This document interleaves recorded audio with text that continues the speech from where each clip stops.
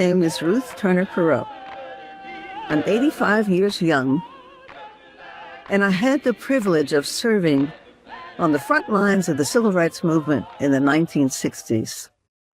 That was truly a life-changing experience for me, and I learned lessons that I have carried through the rest of my life. Some of those lessons I was able to use in building a health empowerment movement that gave tools to our brothers and sisters to help them take charge of their health and stand tall when they entered the healthcare system. So I know these lessons work. I also know that given where we are now, facing truly perilous times, that these are lessons that can help us face what we're dealing with. With your kind permission, I'd like to tell you a little bit about how I learned those lessons. Now, I arrived in Cleveland, Ohio in 1962 to take a teaching job at Collinwood High School. Now, I had already been involved in the movement in Boston, Massachusetts, in Farmville, Virginia, where I was arrested and spent 2 days in jail, in Columbus, Ohio, where I was involved in a sit-in in the governor's office. So I knew that I was going to want to stay involved in the movement when I arrived in Cleveland. And I found out that there was a chapter of the Congress of Racial Equality there, and I joined. We were a small chapter, and we were focused on things like job discrimination, picketing people that wouldn't hire blacks in that city. And we also did send a busload of folks to the March on Washington in August of 1963. And then on September 15th, 1963, we got the word that 4 little girls had been bombed to death in Birmingham, Alabama, as a result of a bomb placed by a racist white supremacist. And that changed everything for me, because I knew I just couldn't keep teaching school at a time like that. So I decided to quit my job. And I went to the core chapter and I said, you know, if I can get a modest stipend, I would be glad to serve as the facilitator and coordinator of our activities so we can really start addressing some of the issues that are of great concern to our community. They accepted.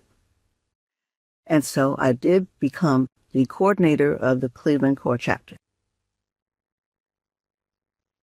In the early part of 1964, a community group came to us and said, are you aware that the Board of Education is building schools in black neighborhoods just to keep black children from being bused to half-empty white schools? And of course, we became aware very quickly of that, made that issue known to the broader community and said, well, we have to dramatize it. And so on April 8th, 1964, members of our chapter, including me, went to the construction site where that school was being built. And our determination was to block construction and illustrate the issue. I jumped into a ditch with others where there was a crane digging out dirt, and gratefully we stopped that crane. Other members stopped the trucks coming in. And then one of our members, Reverend Bruce Cunder, positioned himself behind a bulldozer to stop that action, except the bulldozer driver did not stop. And he crushed our friend to death. Folks in the neighborhood responded immediately and started picking up sticks and stones, but we quelled that because we knew that violence was not going to be the answer. But then the entire community responded. There was a school boycott. There were sit-ins at the Board of Education. A number of us were arrested there. And yet, despite all of this activity, and despite our protests, the school board decided not to change its policies.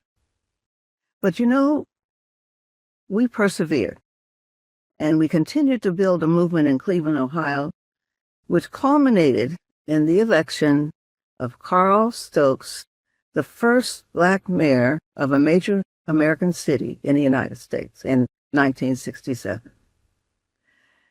Now, I share these experiences because, yes, indeed, I learned many, many lessons of great consequence for the rest of my life.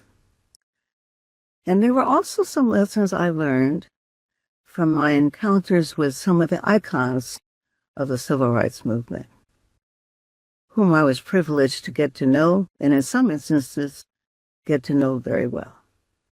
I met Dr. Martin Luther King and Mrs. Coretta Scott King in Chicago as they were planning that initiative. I was honored to know very, very well my mentor, James Farmer, the co-founder of the Congress of Racial Equality. I'm so grateful that I was able to help him get the Presidential Medal of Freedom. I had the honor of introducing Malcolm X to a rally in Cleveland, and I was so amazed that someone who was so fiery at the podium was so gentle and quietly respectful to women in person. I had also the opportunity to introduce Miss Fannie Lou Hamer, a Mississippi champion of freedom, to an audience in Cleveland. And this little teeny lady, no more than 5 feet tall, had a voice that could fill the entire auditorium without a microphone. And then there was Dr. Dorothy Height, with whom I worked, and who never failed to make sure that the concerns and issues of Black women were put on the table when decisions were made. Yes, so these encounters with these and many more actually taught me so much about what leadership is about and what commitment is all about and dedication is about, and even sacrifice. And these too are lessons I carried forward. From the time Black people arrived on these shores, we have stood together.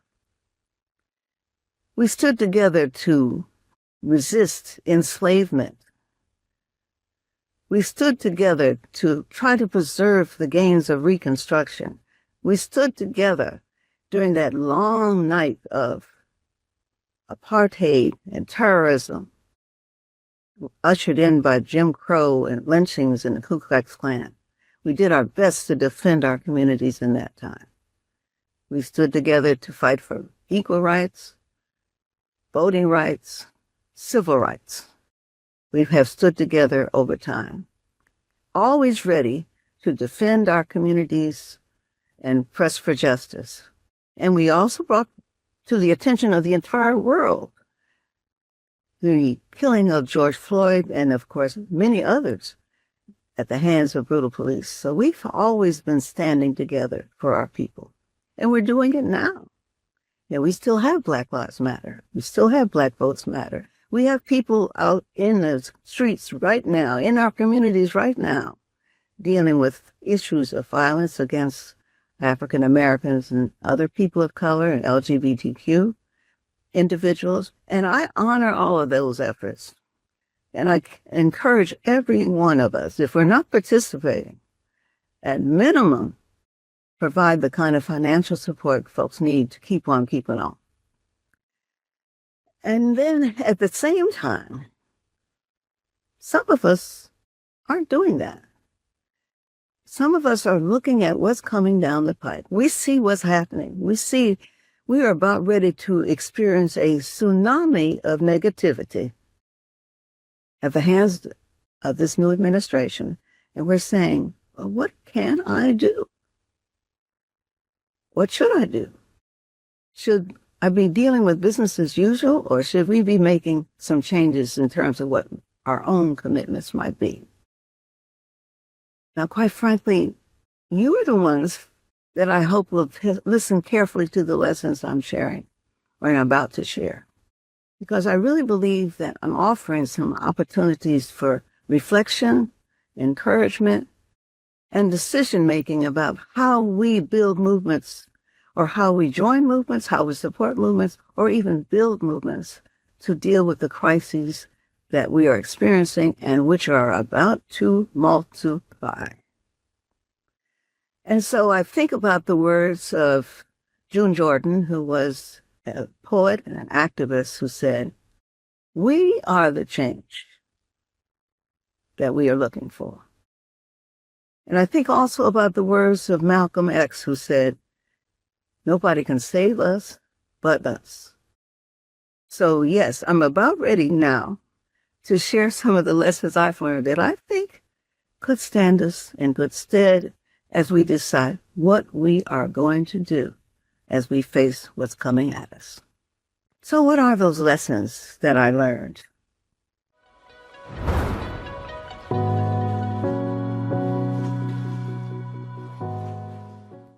The first deals with the concept of shared leadership.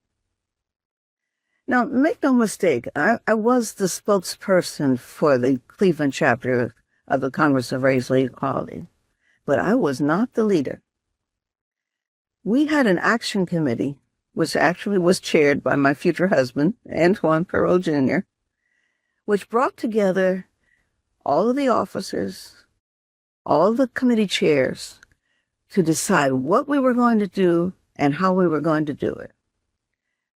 The value of having these folks at the table, these leaders at the table, was enormous because, first of all, they had their own insights, their own perspectives, their own suggestions, their own strategies, so we always benefited from hearing everybody's thoughts. And that was something that was incomparable in terms of being able to leave the room speaking with one voice. The other value, of course, was when you have shared leadership and no one person is truly in charge, if a person is taken out, the movement does not suffer. We saw what happened with the assassination of Dr. Martin Luther King Jr., Malcolm X, Medgar Evers, Fred Hampton. Movements came to a standstill in many cases and had great difficulty in recovering. So there is a strategic importance of dealing with shared leadership. I consider it to be horizontal leadership rather than vertical style leadership. And that's a principle that I've carried through in all the work that I've done.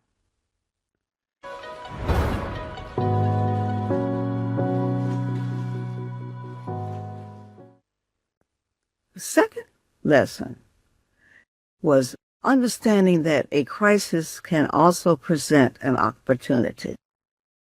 I already shared how in Cleveland, the fact that our dear friend was killed did create a crisis, an enormous crisis.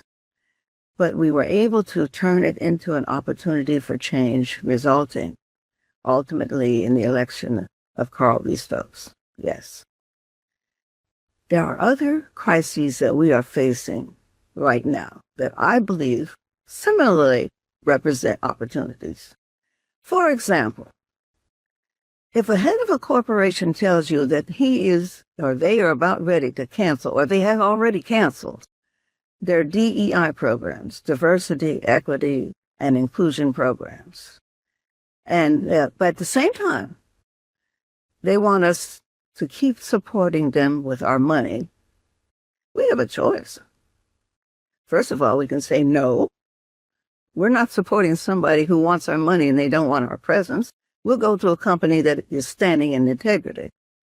But the other thing we can do is buy black, build black, create black, provide the services ourselves to the best of our ability so that we don't necessarily have to be dependent on someone who doesn't want to respect and honor who we are. Another example, affirmative action is coming to a close. And our young people are having more difficulty getting into certain schools. And so then what do? Well, we have historically black colleges and universities. We can support them. We can send our children to those schools where they're welcomed and nurtured and prepared for life. But we must support those schools because they too are going to be under attack. Another crisis. Taking our history out of our schools, school boards, state legislatures. We don't want black history. We don't want your books. We don't want anything to be taught about your experiences in this country. Okay. We can do several things. We can run for the school board. We can run for the state legislature. And also, we can create Black history programs in our churches. Our sororities and fraternities can create them as special projects and not just projects, but ongoing activities. We can do a lot better in our own homes to learn about our history, buy our books from Black bookstores, and certainly buy the books that are being banned. And it's so important to teach our children. So yes, we can take that crisis and turn it into an opportunity. One more. Supermarkets closing in our neighborhoods. Okay, yes, we can always shop somewhere else, but we can also build relationships with Black farmers. We can start not building, but growing our own food. There are things we can do to deal with these crises that draw upon the resources and tap into our abilities as Black communities. So yes, and there are many, many more crises.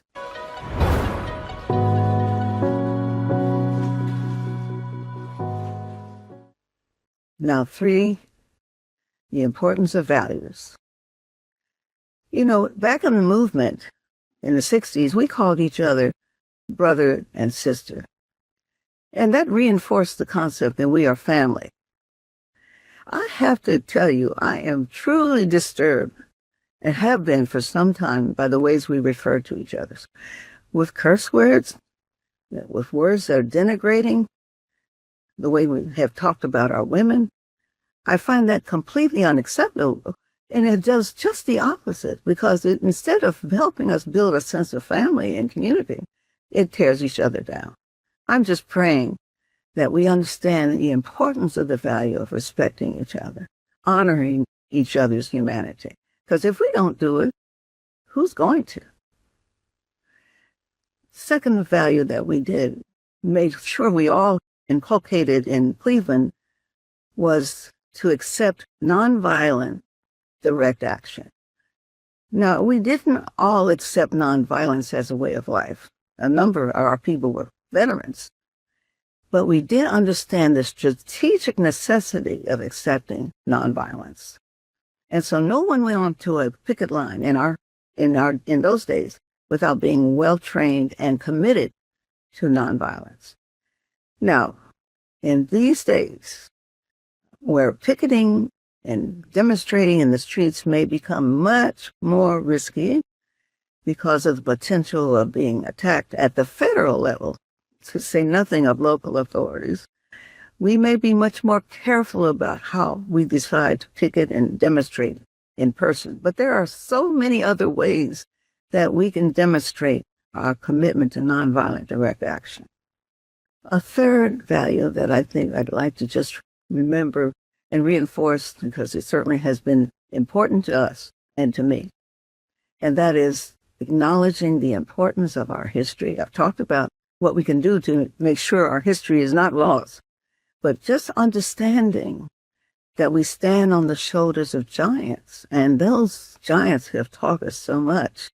Now, many of us are, of course, familiar with Frederick Douglass and W.E.B. Du Bois and William Grant Still and others. But do we really know about the many women who have contributed so enormously to our well-being over the years? Yes, Harriet Tubman. Yes, Sojourner Truth. Ida B. Wells Barnett. Mary McLeod Bethune. Madam C.J. Walker. Daisy Bates. Ella Baker. Diane Nash, just to name a few, and there are so many. Well, when we learn we focus on that history and we learn their stories, it really becomes the glue that ties us together, because we stand in greatness. We stand in greatness. My grandmother used to say, "Baby, our people have a great history." Well, she was right. She was right. We do stand on shoulders and are those who have made it very clear that we are overcoming. We are people who overcome and have succeeded. So, yes, inculcating the value of our history and knowing it, I think, is an extremely important value.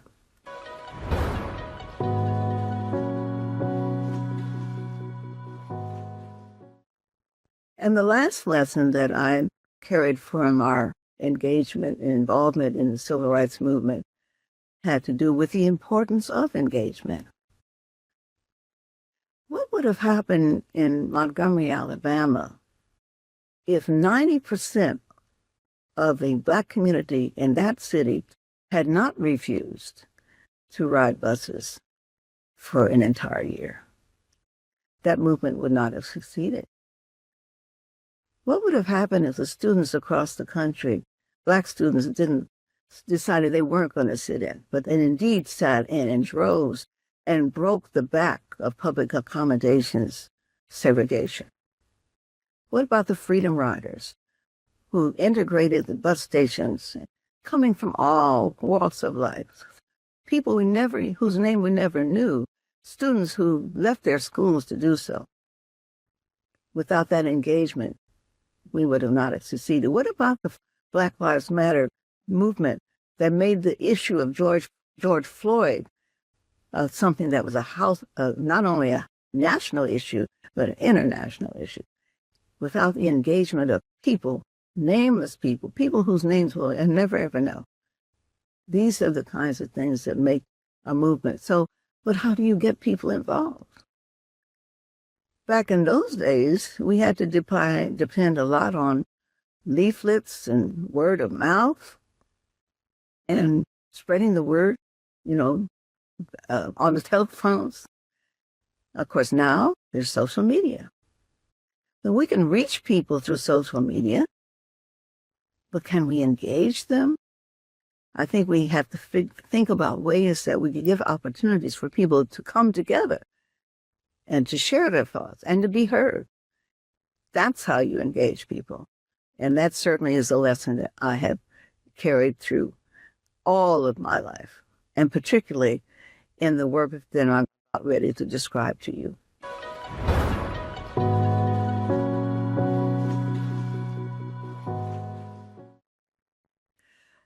"27 years ago, I joined forces with Dr. Russell Davis to create Summit Health Institute for Research and Education, Inc., SHIRE.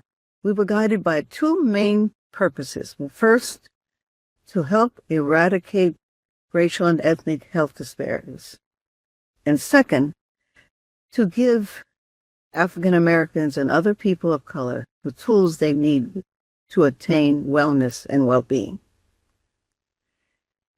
And we drew upon the guidance, insights, expertise, and experience of leaders who served on our board of directors, who shared our dream and were willing to assist us in achieving it.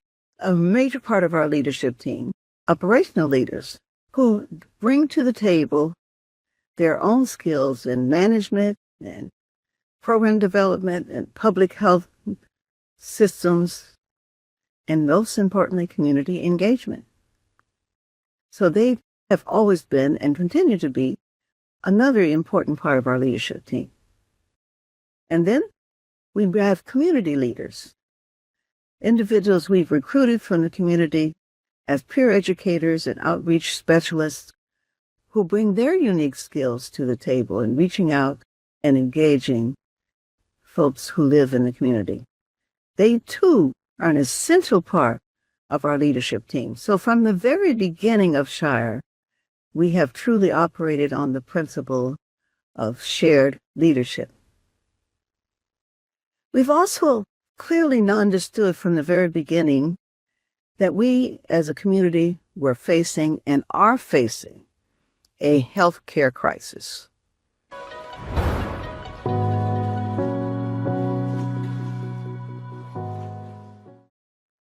SHIRE is located in the center of power. Looking around right now, you can see all these symbols of power. But it was pretty clear that in our community, we did not have the power to take charge of our lives and our health.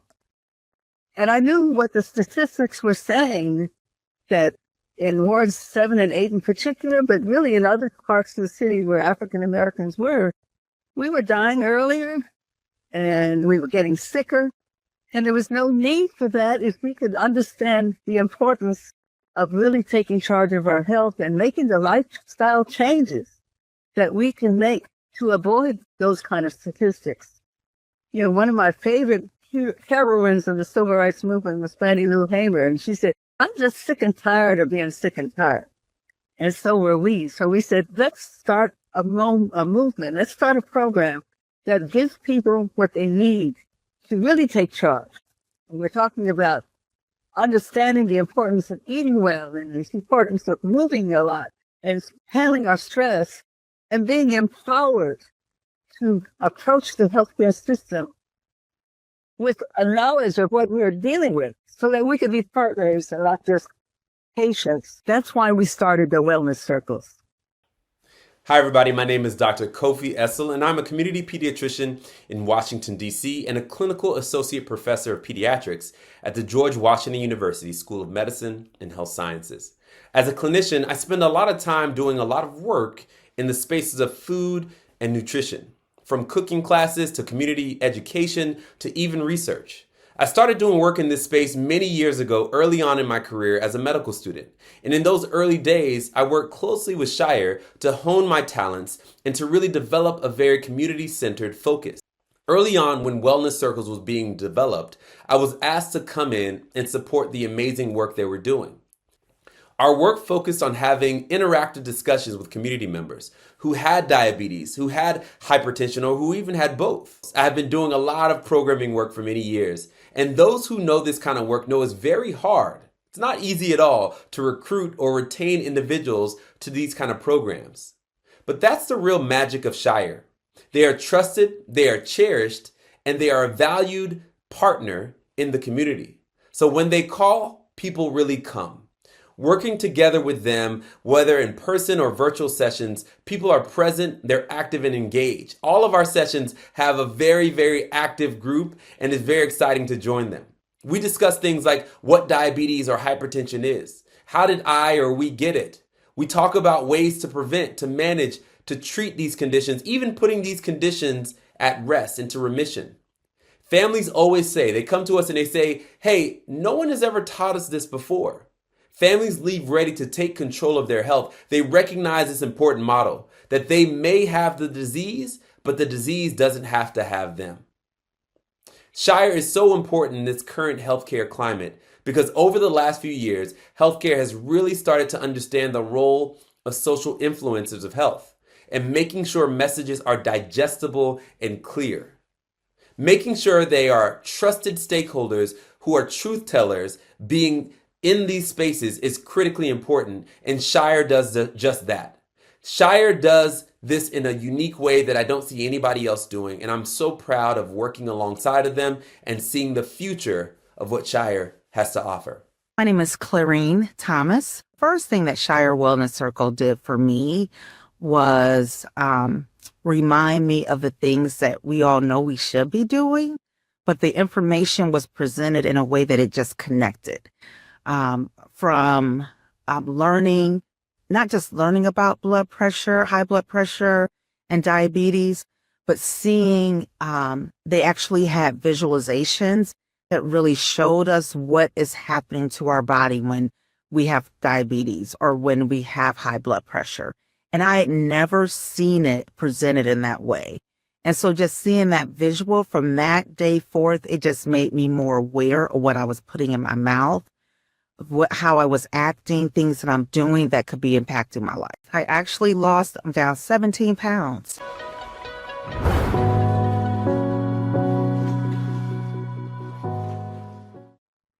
Now, a little earlier, I spoke about the need for us to support those things that are working. Where people are out doing things, they need our support. Not just our amens, but our financial support. Well, I hope I made the case that SHIRE is one of those organizations. We could really benefit from the support that comes from persons who are listening to this message and others to help us expand our work. to help us create wellness circles around the country, to let people know that they have the ability to take charge of their health, and they have the right to demand the respect they deserve from a healthcare system which, quite frankly, may very well soon be in total disarray. In fact, our point is, if you stay healthy, you can avoid entering into that system as much as possible.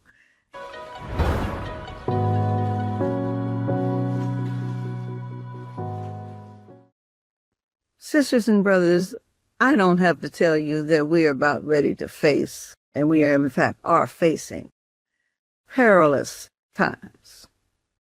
I mean, we're experiencing a tsunami of negativity, attacks on all sides, many of them directed specifically at African Americans. But you know what? We've been here before. We survived the Middle Passage. We survived the most brutal form of slavery over 250 years. We survived the destruction of our hopes and dreams during Reconstruction. We survived 100 years of terrorism, lynchings, cross burnings, church burnings, dogs, fire hoses, beatings. We've survived. And we have thrived. And we have overcome. Dr. King reminded us, truth crushed to earth shall rise again. It's an honor to give tribute to a great man, one who led our movement for justice and gave the ultimate price. Thank you, Martin. These are the things that have kept us going. These are the understandings. These are the principles. These are the experiences that have kept us going over more than 400 years. So we're not done yet. We're not done yet. Now, back in the movement, we sang a number of songs that reminded us of our persistence and resilience and our ability to overcome and withstand no matter what. Ain't gonna let nobody turn me around. We shall not be moved. And of course, the anthem, we shall overcome. And yes, indeed, we have overcome, and so we shall overcome. So, in closing, I'd just like to remind us that we are a people who have always proceeded with an understanding that love is our guide. And I pray that we will understand that we've never been in this by ourselves. So I send love to everyone who's listening. I pray that God will bless and keep us safe. May peace be with you. And namaste.